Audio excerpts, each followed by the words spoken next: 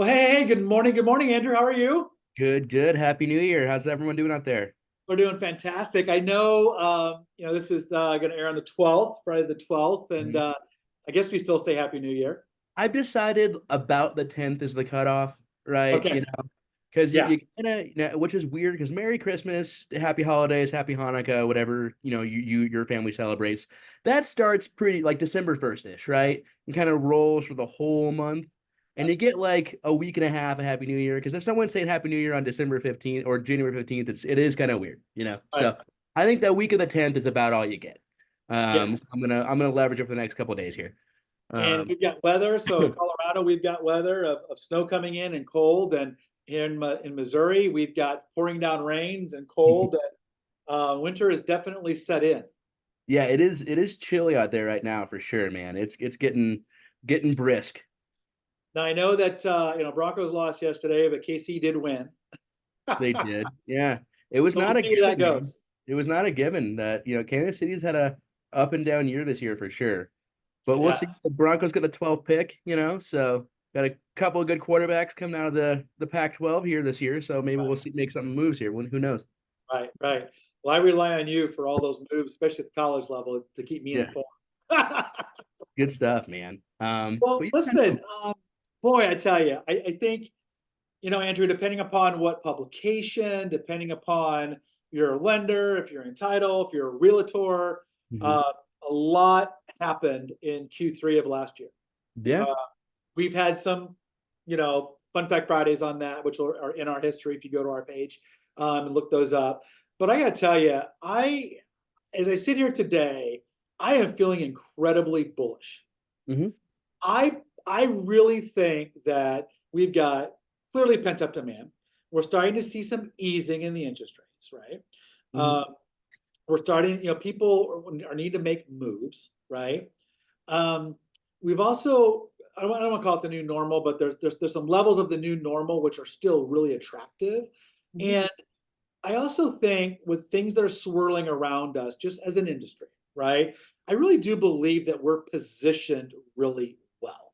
I think we run a good business. I think we run a tight ship with integrity and ethics, and when our agents have an amazing culture in Colorado and in Missouri. No, I agree, and that's one thing that you and I have always tried to strive for, right? Is make the agent experience the best we possibly can. And that also comes with the caveat of we expect a lot out of our folks right now. And we don't tend to measure it in numbers of transactions or numbers of gross income, though that's obviously important because we want our folks to be very successful and to have really, really rewarding lives.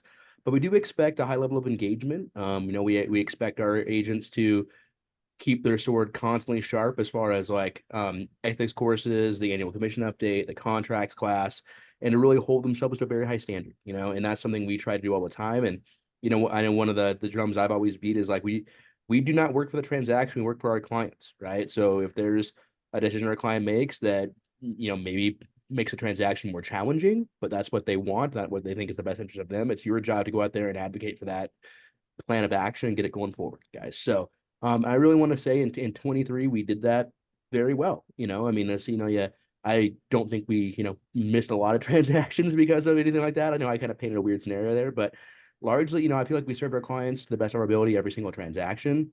Our new folks jumped on and really, held themselves to high account for that approach.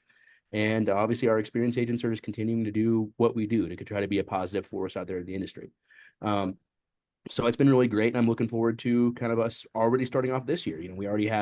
We're 8 days into the new year. We already have our annual commission update course coming up next week, and soon to follow our contracts class. And it always kind of struck me as funny when agents are like squeezing in their contracts class or annual commission update class in like November and December. It's like, well, now that's only good for the next 30 days. Like, why would you not do this when you're going to be able to get the most out of it? More important, their clients are going to get the most out of your knowledge and your expertise of how things are moving, and of course, what is expected of you. So I'm really glad we're getting that done early, like we always do. And yeah, it should kick us off for hopefully another great strong year here. Yeah, I think so too. And I also think, kind of follow up on what you said, we have always served our clients' needs. And even during that 36-month through our pandemic, I think there were scenarios where you absolutely should buy now. We've also had conversations where you should absolutely not buy now, Yeah. right? and we did a great job. And so now, just because the market makes a shift out of all these things that are our control or not our control, our tactic and our strategy should change, right? And that's what I think we're doing. We're having different conversations with our database. And it's not that, hey, I'm calling you up, it's a great time to sell. It's like, hey, I'm calling you up, you got a ton of equity. Now is the time to buy that second home or that vacation rental, right? And Mhm. let us help you with that. Or, hey, your kids are getting ready to go to college, right? Let's maybe find a place where they're going to college in anywhere USA, right? And then that could be a long-term rental for your portfolio. Continue to add value with our industry partners, right? One of the things that I think from a predictions standpoint is I think we're going to see a number of things this year. I think the downtown environment from a commercial standpoint is going to continue to erode. I think it will get better over the course of the next probably 36 months. I see a mixed use environment in a lot of places. You take downtown Denver or even take places, probably the lake area is probably not a good example, but places like St. Louis and Kansas City Mhm. probably are. I think, but those are going to take time to get those built out and funded and what it looks like from a mixed use kind of environment. I do believe that there's going to be a resurgence in the suburbs, primarily because more and more people can work remotely, right? And even if you're a couple and one of the couples has the ability to work remotely, the other one doesn't, well, now you've only got one of them making the commute, Right. right? And we're also starting to see like our office. If you look at our admin, she's in the office pretty much spot on Tuesday and Thursdays, but works 5 days a week. But Yeah. that's that hybrid workflow, right? I know that you're in the office Tuesday, Wednesday, Thursdays, generally for the most part. I'm kind of the same. I work the mornings in the office. I work from home in the afternoons. Just my flow. I think you're going to see more of that. I also think we're going to see a lot of branded style developments, like whether it's Marriott or Four Seasons or Margaritaville or Del Webb for the 55 plus or deed restricted, style things. I think we're going to see a lot of that. And we're going to continue to have that environment as that Colorado market continues to grow and expand, because Mhm. there's just, let's face it, you talk to the National Association of Home Builders, if every single home builder with a license in America was cranking on all 8 cylinders, we can't produce enough product, right? Logistically, it just can't happen, right? So I think prices are going to continue to rise, but steady. Mhm. I think inventory will increase, but steady.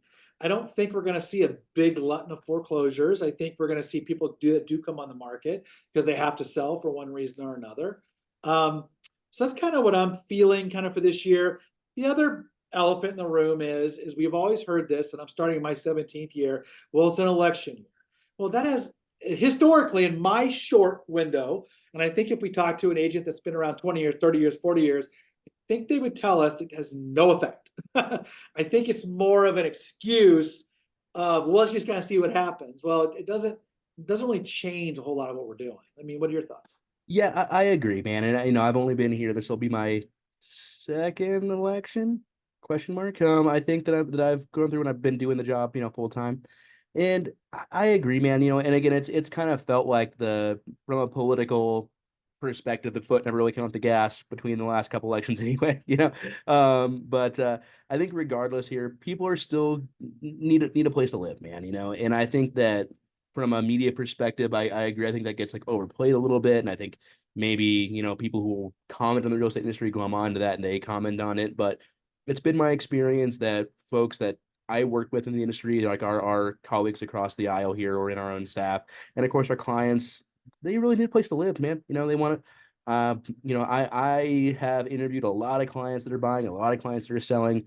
When I ask them what they're looking for, and I always encourage my clients to keep their lifestyle they want to lead in the forefront of their mind when they're giving me their list of wants. I've never had anyone tell me they care who the president is at any given time, or even who like the governor of their local municipality is they're moving to. They want to be close to their kids' school. They want to be close to work.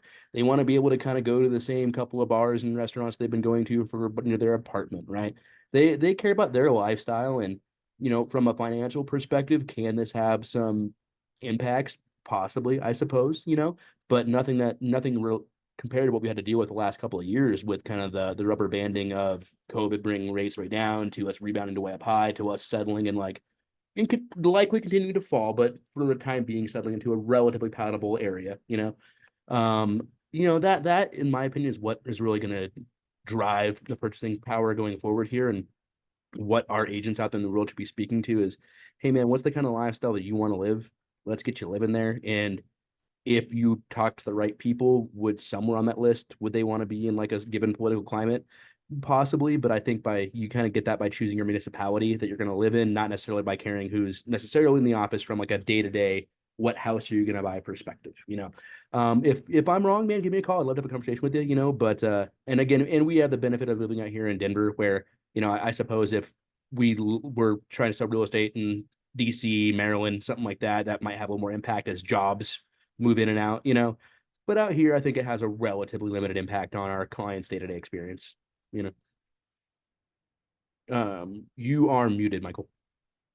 Yeah, I would totally agree. I think when you look at the Midwest, we're seeing this migration, right? So we're seeing the West Coast coming into either like a Utah area or Colorado area. We're seeing Coloradoans going to Missouri and Indiana. We're Mhm. seeing people on the East Coast transitioning into Tennessee, Kentucky, Florida. Atlanta. Mhm. So we're starting to see some of these migrations.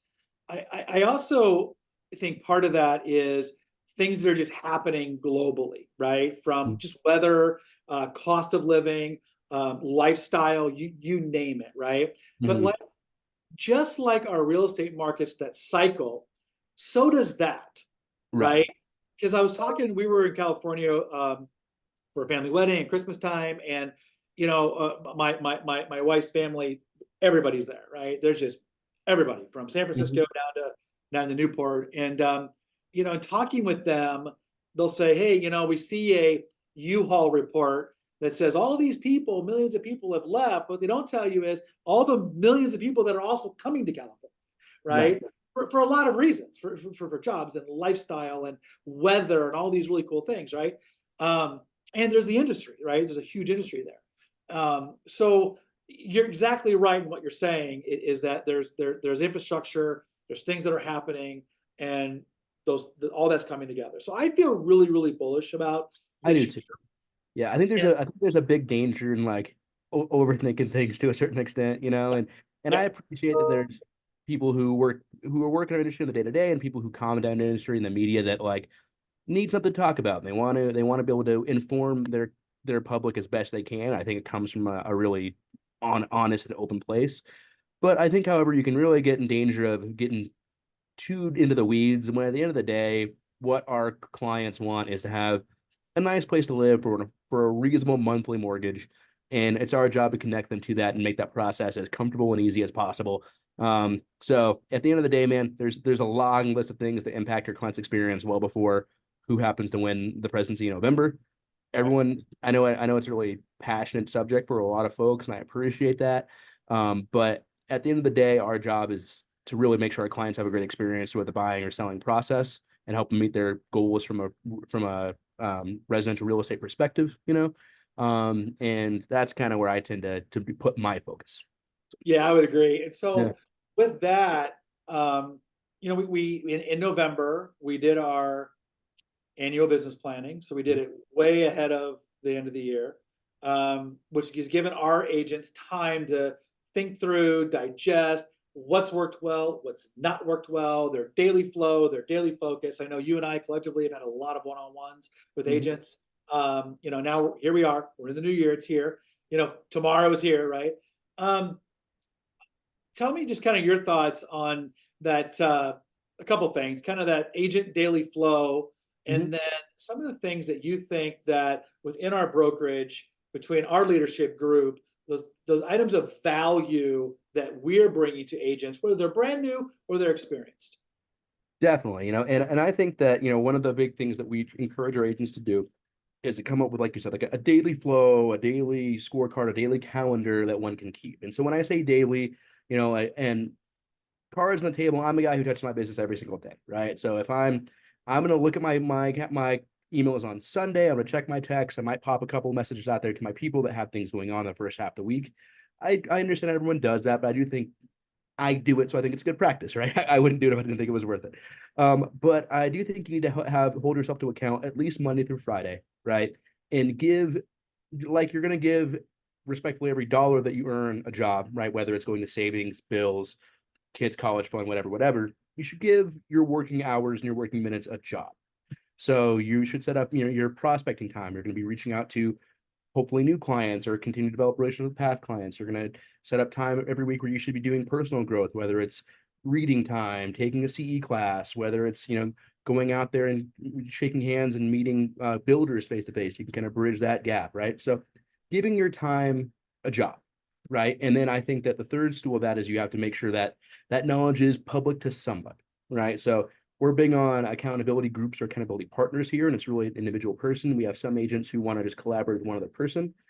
We have folks like me that prefer a group setting, so I've got a group of about 4 or 5 agents that we're going to meet every Tuesday, and we say like, hey, we are all aware of each other's scorecards. We're like, hey, here was what my goal was. Here's what I actually did. Maybe there was a shortfall. Maybe I met it. Maybe there was a little bit of excess, right? And here's why those things happened. And I'm big on reviewing that too. So every quarter, if you're newer for sure, but as you get year 4, 5, 6, and you could probably review it twice a year, middle of the year, first part of the year, see what's going on. Like, hey, have I done the things I said I was going to do?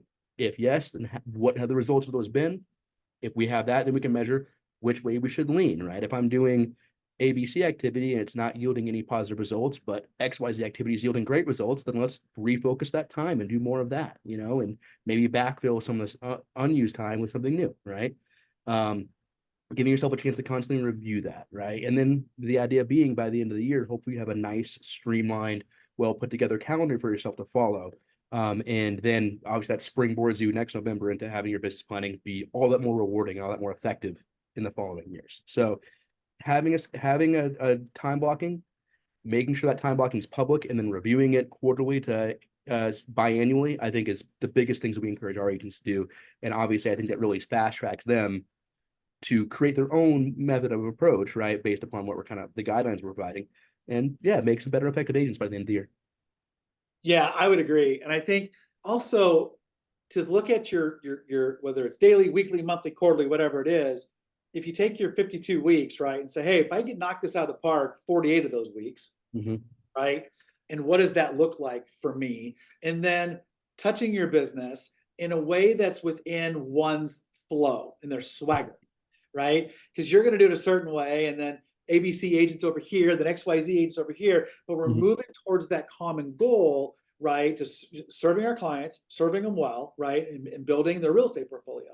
And as you and I have every year, we go through and we look at all of our services, right? What's valuable and what's not. We've made some shifts going into the new year, and we're Yeah. going to add some things in the new year, right? So we're looking at some of those things that are being leveraged, not being leveraged, and then also what's the most valuable impact, right, Exactly. to those agents. And just like a workout plan is, we have a plan, right? And then if we can hit it, 80% of the time, right? Mm-hmm. But I had this kind of 2-day rule, right? So if I miss a day, I'm not missing two, Right. right? I may have that every now and then, or if I miss my schedule, which I do mine in the mornings, you know what? I may need to do it at 4 in the afternoon. That's okay. Or I Mm-hmm. need to do something, right? To work towards that, whatever that may be.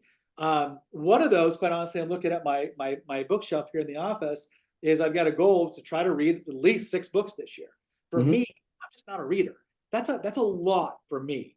Now, my wife and I are Audible. We're listening to Matthew McConaughey's new book.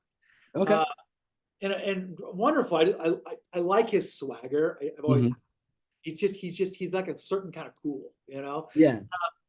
But we're not going to physically order that book and read it, but we listen to it kind of in the evenings as we're kind of falling asleep.